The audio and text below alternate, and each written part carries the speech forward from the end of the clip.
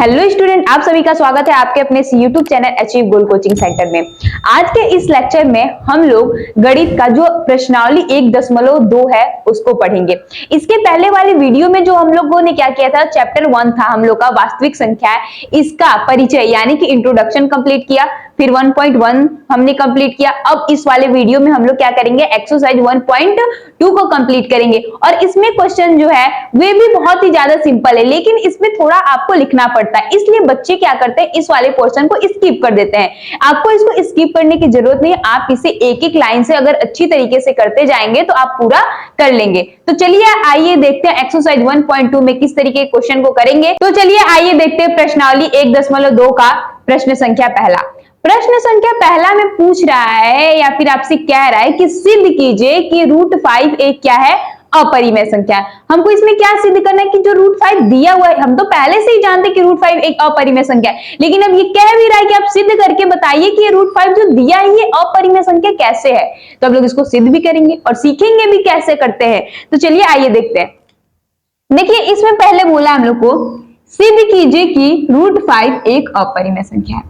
तो यहाँ पे पहले हम लोग मानेंगे, जस्ट इसका अपोजिट लेकर चलेंगे, जो ये कहेगा जस्ट उसका उल्टा लेंगे। यहां लिखेंगे माना √5 एक परिमेय संख्या है। क्या है? परिमेय संख्या है। ये अपरिमेय बोलेगा, हम परिमेय मानेंगे। जब परिमेय माने हैं तो हम बताए थे कि परिमेय का रूप क्या होता है, P/Q के रूप में, और Q कभी भी 0 नहीं होना चाहिए। तो यहां लिखेंगे √5 बराबर P/Q हो गया। अब यहां लिखेंगे जहां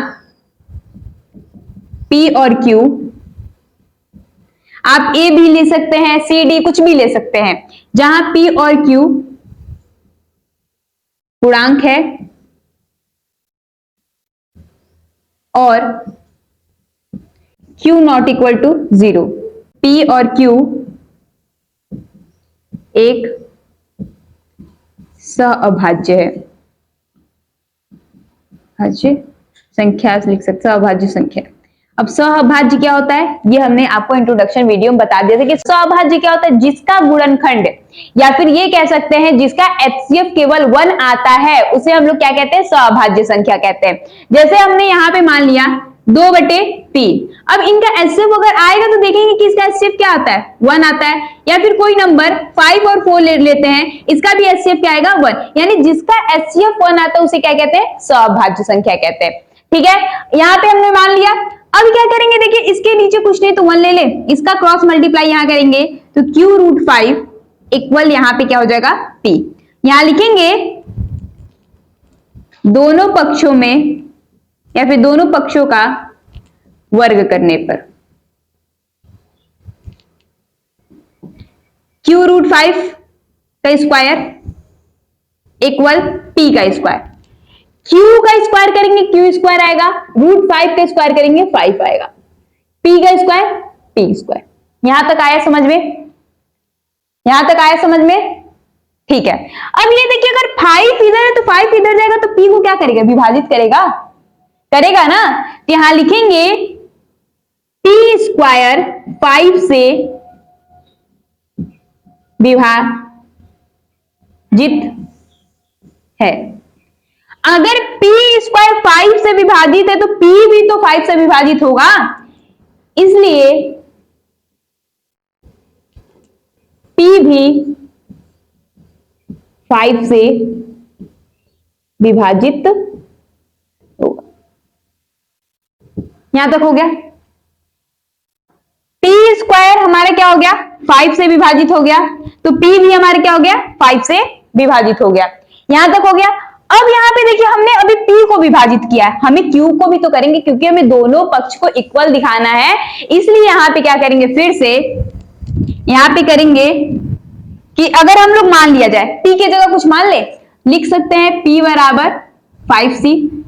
अब इसको इसमें पुट कर देंगे, समीकरण 1 बनाते हैं। अब यहां लिखेंगे समीकरण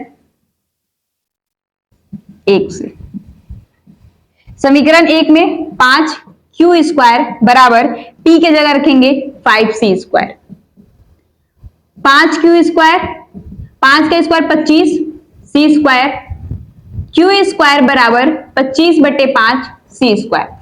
ये क्यू स्क्वायर हुआ, 5 बचे 25, यानी कि 5 सी स्क्वायर। अब देखिए ये 5 किसको विभाजित करेगा, क्यू स्क्वायर को विभाजित करेगा। जब क्यू स्क्वायर को विभाजित करेगा तो 5 क्यू को भी क्या करेगा, विभाजित करेगा। तो यहां लिख देंगे क्यू स्क्वायर 5 से विभाजित है, इसलिए क्यू भी 5 से विभाजित हो।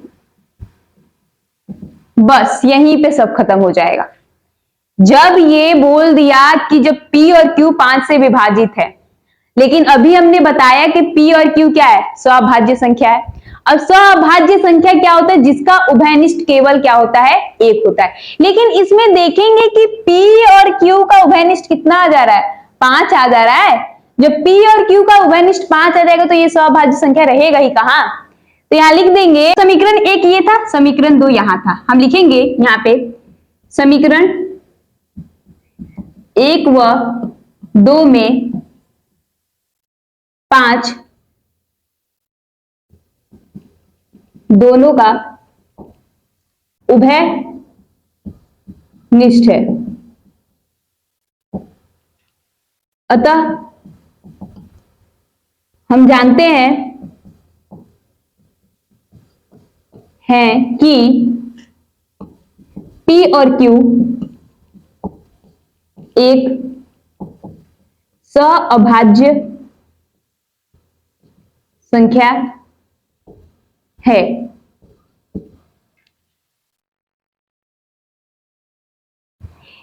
इसीलिए यह कल्पना गलत है कि √5 एक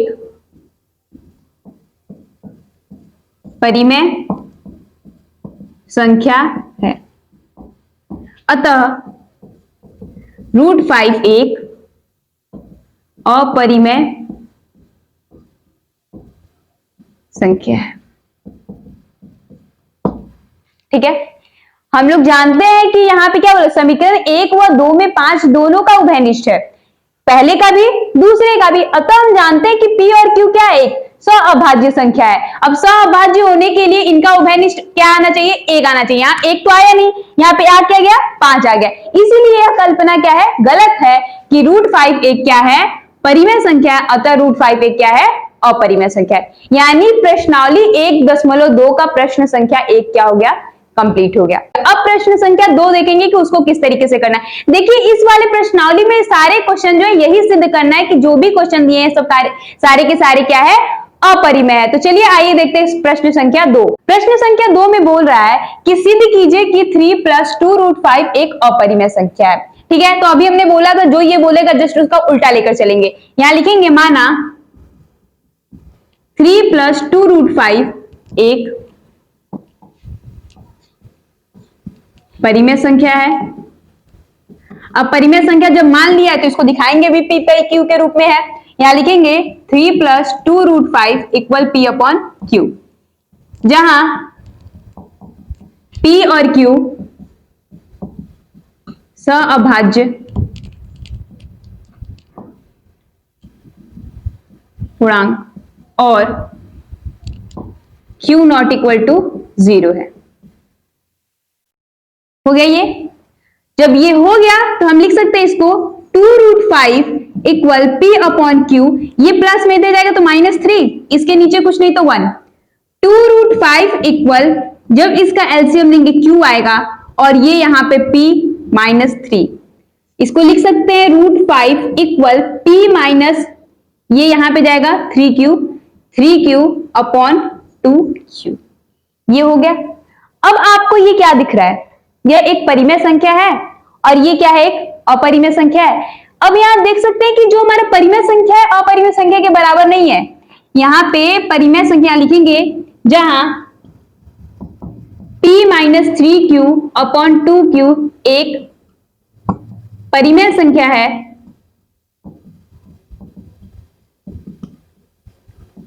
और √5 एक अपरिमेय संख्या है। ये परिमेय संख्या, ये अपरिमेय संख्या है, दोनों की इक्वालिटी है नहीं ना, तो यहां लिख देंगे हमने जो कल्पना किया था वह गलत है, अतः 3 + 2√5 एक अपरिमेय संख्या है। खत्म, बस इतना ही तो है।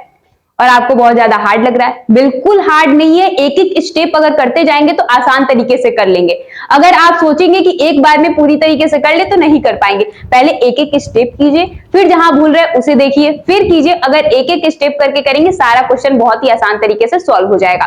चलिए आप देखते हैं क्वेश्चन जो हम लोग का थर्ड है उसे करेंगे, और उसे आप लोग मेरे साथ करेंगे, ठीक है? ये नहीं कि देखेंगे, हम मेरे साथ करेंगे तो आपको एकदम आसान तरीके से आप कर लेंगे। तो चलिए आइए देखते हैं प्रश्न संख्या 3। प्रश्न संख्या 3 में भी वही क्वेश्चन पूछा जो पहले और दूसरे में पूछा था। इसमें भी बोल रहा है कि सिद्ध कीजिए कि निम्नलिखित जो संख्याएं दी हैं वे सारी की सारी क्या है? अपरिमेय संख्या है।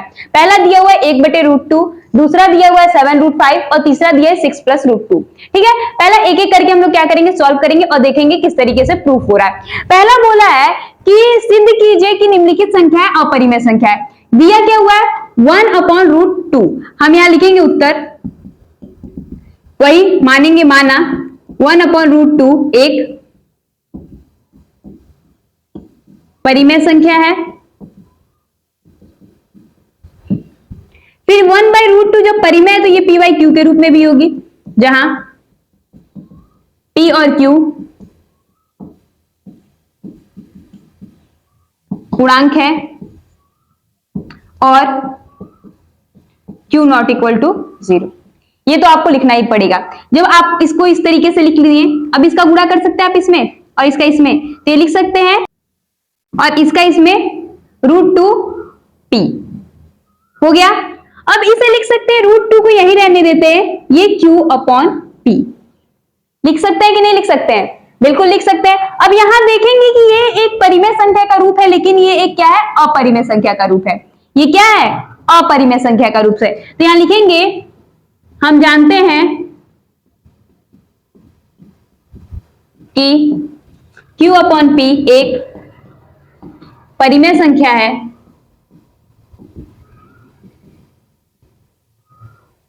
लेकिन √2 एक अपरिमेय संख्या है।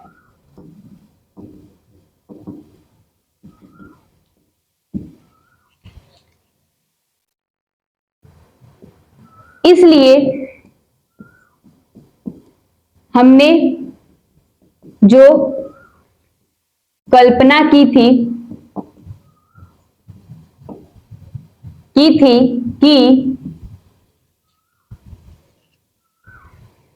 1/√2 एक परिमेय संख्या है, यह गलत साबित होता है।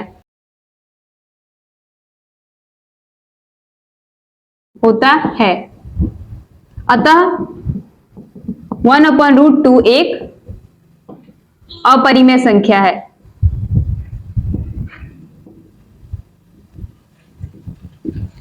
आपको एक एक स्टेप करना है। पहले क्या करेंगे? हम लोग मानेंगे कि माना 1/√2 एक क्या है? परिमेय संख्या है। जब आपने मान लिया कि परिमेय संख्या है, तो परिमेय संख्या का रूप क्या होता है? p/q के रूप में होना चाहिए। तो हम लिखेंगे 1/√2 = p/q, जहां p और q क्या है? एक पूर्णांक है, और q कभी भी 0 नहीं होना चाहिए। अगर q 0 हो जाएगा तो वह परिमेय संख्या रहेगा ही नहीं, क्योंकि हम जानते हैं कभी भी हमारा जो अंश और हर होता है, हर में कभी भी 0 नहीं होना चाहिए। जब इस तरीके से मान लिया, उसके बाद हम क्या करेंगे? क्रॉस मल्टीप्लाई करेंगे। क्रॉस मल्टीप्लाई करेंगे तो हमारा एक रूप मिलेगा, वह मिलेगा √2 = Q/p। अब यहाँ पे मिला है में Q/p, तो हम जानते हैं Q/p एक क्या है? परिमेय संख्या है, लेकिन √2 एक क्या है? अपरिमेय संख्या है। इसलिए हमने जो कल्पना की थी, या फिर हमने जो माना था, हमारी जो अवधारणा थी कि 1/√2 एक क्या है? परिमेय संख्या, यह गलत साबित हो जाता है। अतः 1/√2 एक अपरिमेय संख्या है।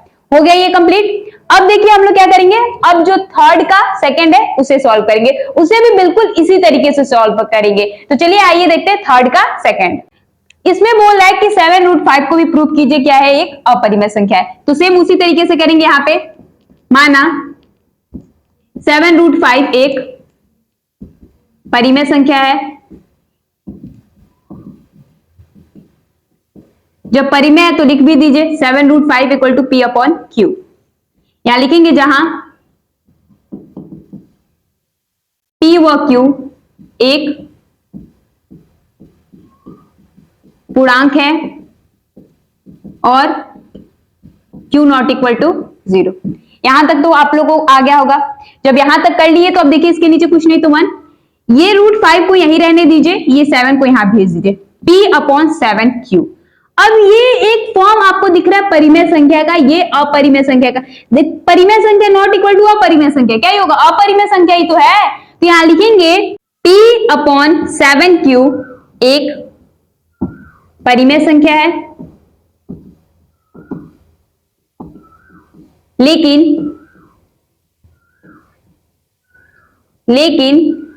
√5 एक अपरिमेय संख्या है।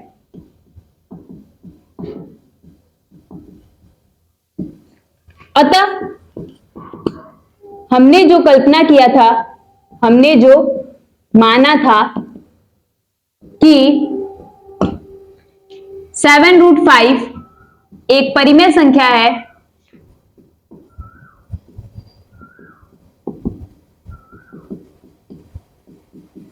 गलत साबित होता है।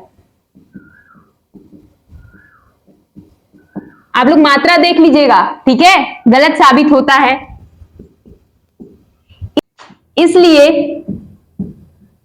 7√5 एक अपरिमेय संख्या है।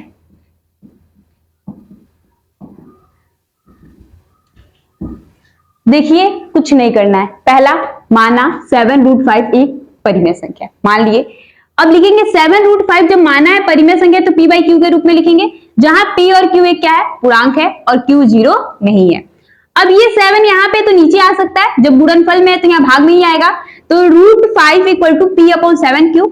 अब हम जानते हैं कि P अपॉन 7Q एक क्या है, परिमेय संख्या है, लेकिन √5 एक क्या है, अपरिमेय संख्या है। अतः हमने जो माना था या फिर कल्पना किया था कि 7√5 एक परिमेय संख्या है, यह गलत साबित होता है, यह गलत निष्कर्ष निकलता है।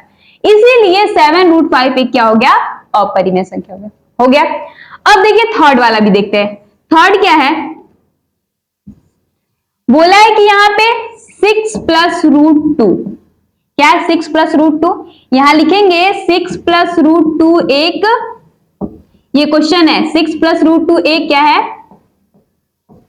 परिमेय संख्या है। यहां लिख दीजिएगा पहले, माना 6 प्लस √2 एक क्या है, परिमेय संख्या है। अब यहां लिख देंगे 6 plus √2 equal P upon Q, जहां P और Q पूर्णांक है और Q नॉट इक्वल टू 0। अब ये जब 6 यहां इधर जाएगा तो माइनस में हो जाएगा, इधर प्लस में तो उधर जाएगा तो माइनस में। √2 इक्वल P अपॉन Q, ये प्लस में इधर जाएगा -6, इसके नीचे कुछ नहीं तो 1। √2 इक्वल टू एलसीएम लेंगे Q आएगा, यहां होगा मल्टीप्लाई P, इसका मल्टीप्लाई यहां करेंगे तो ये क्या हो जाएगा 6Q।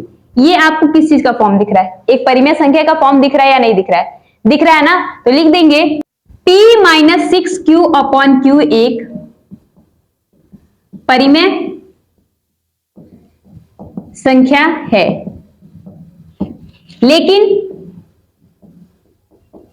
हम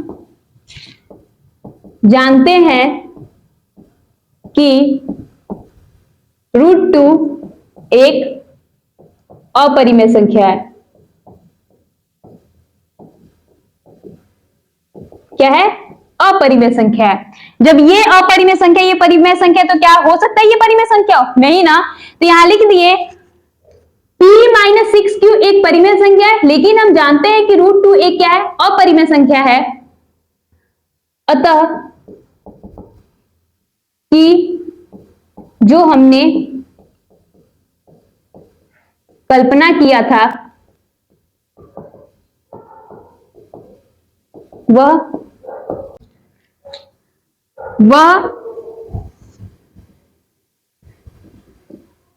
गलत साबित होता है,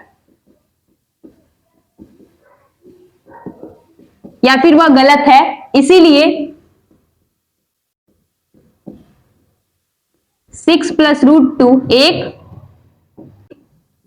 अपरिमेय संख्या है। ठीक है, देखिए यहां से एक बार आप लोगों को फिर से समझा देते हैं। माना 6 + √2 एक क्या है, परिमेय संख्या है। तो 6 + √2 इक्वल टू P/Q, क्योंकि जब परिमेय संख्या माने तो इसे P/Q के रूप में लिखेंगे, जहां P और Q पूर्णांक है और Q नॉट इक्वल टू 0 है। अब ये देखिए यहाँ प्लस में इधर जाएगा तो माइनस में होगा, तो √2 को यहीं रहने देते हैं क्योंकि ये अपरिमेय संख्या आप पहले से ही जानते हैं, इसलिए हमने इसको यहाँ पे छोड़ दिया। P/Q -6 एलसीएम लेंगे, Q आएगा, ये Q यहां चला जाएगा तो P - 6Q हो गया। अब ये एक फॉर्म जो ये बनाता है परिमेय संख्या का, लेकिन हम जानते हैं कि √2 क्या है, अपरिमेय संख्या, अतः कि जो हमने या फिर अतः जो हमने कल्पना, यहां लिख दीजिएगा, अतः जो हमने कल्पना किया था वह गलत साबित होता है या फिर वह गलत है, इसीलिए 6 + √2 एक क्या हो गया, अपरिमेय संख्या हो गया। यानी कि प्रश्नावली 1.2 जो है बहुत आसान है। अगर आप अच्छी तरीके से एक एक स्टेप करके करेंगे तो पूरा क्वेश्चन कर लेंगे, और पेपर में इसमें से क्वेश्चन जरूर पूछता है, इसीलिए आप इस चैप्टर को अच्छी तरीके से पढ़ के जाइएगा। ठीक है, तो देखिए आज का ये जो सेशन था अच्छी तरीके से हम लोगों ने पढ़ा और कंप्लीट भी किया। हम लोग का जो चैप्टर मैथ का फर्स्ट चैप्टर वे पूरी तरीके से कंप्लीट हो गया यूपी बोर्ड का। अब हम लोग अगला जो चैप्टर है वे आप लोग कमेंट कीजिएगा और हम आपको वे अगला चैप्टर पढ़ाएंगे। हमें पता है कौन सा चैप्टर पढ़ना है, लेकिन हम भी तो देखिए आप लोग पढ़ रहे हैं कि नहीं पढ़ रहे हैं। तो चलिए मिलते हैं नेक्स्ट वीडियो में, तब तक के लिए thank you, tata, bye bye.